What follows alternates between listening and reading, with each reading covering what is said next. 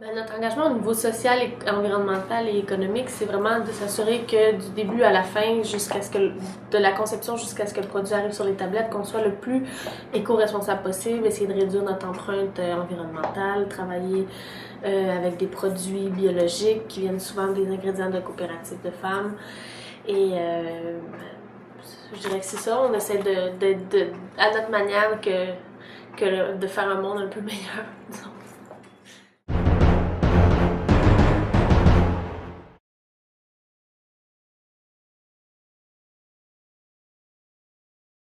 Ben, nous, on utilise les normes, les certifications biologiques Québec Vrai et Écossaire.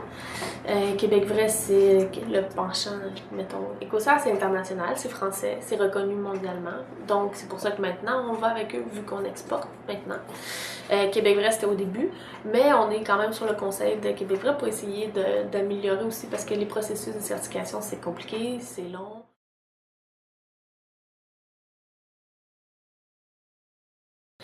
Notre stratégie de croissance, idéalement, on aimerait ça, c'est sûr, on va être partout, mais on va commencer par le Canada anglais, les États-Unis.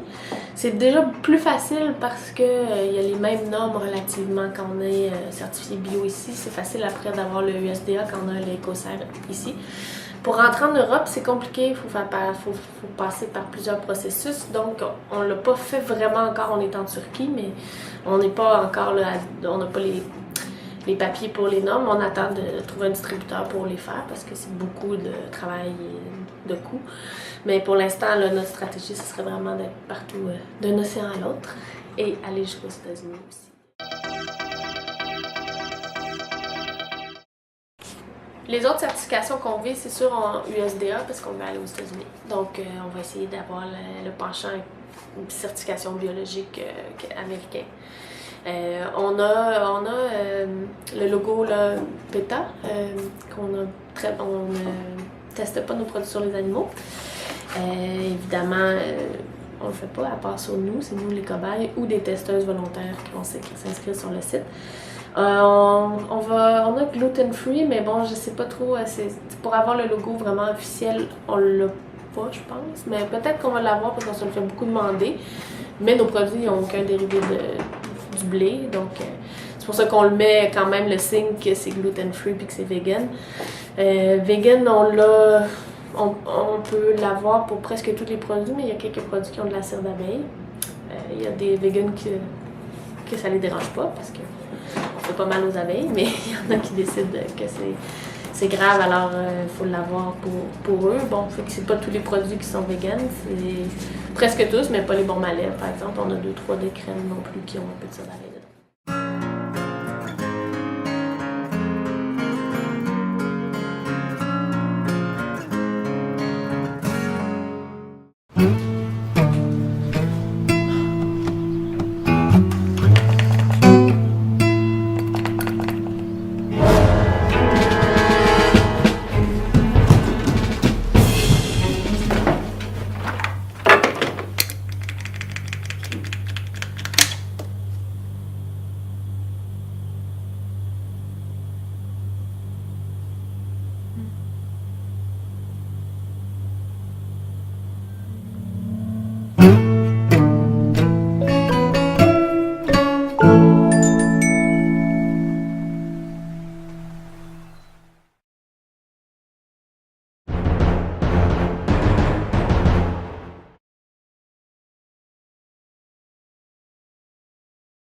Ben, en tant qu'entreprise, si on se sent redevable envers nos parties prenantes, en fait, c'est surtout par rapport aux clients, nous, on veut vraiment on est une transparence puis une honnêteté envers les clients. Ensuite, ce qu'on essaie de faire, c'est beaucoup, je veux pas dire de l'éducation, mais c'est un peu ça parce que les gens qui connaissent pas comment ça fonctionne puis comment lire les ingrédients, ben faut l'apprendre. Moi, avant de venir travailler chez Zara, je le savais pas.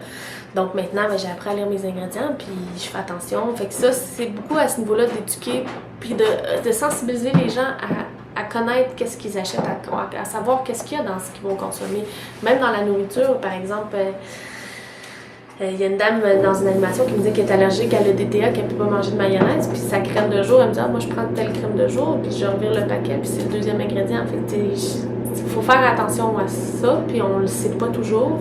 Fait que ça, on fait des conférences pour expliquer, on explique aux vendeurs, aux cosméticiennes. Il y en a plein qui le savent pas, qui connaissent pas ça, qui savent même pas comment lire leurs ingrédients, puis elles travaillent là-dedans. Et on le fait aussi en parler avec les clients. Puis par rapport aux fournisseurs, c'est dur parce que il y en a beaucoup qui... Ça tourne beaucoup, comment dire, toutes des matières premières qu'on achète. Des fois, en 4 ans, ça a passé aux mains de 6 compagnies différentes. Ils se rachètent toutes l'une et l'autre.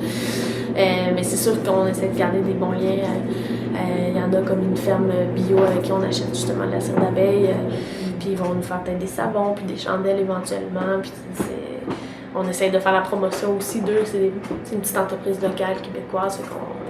C'est peut-être avec ça, envers ces gens-là, pour lesquels on est le plus redevant et avec qui on essaie vraiment de faire du donnant-donnant.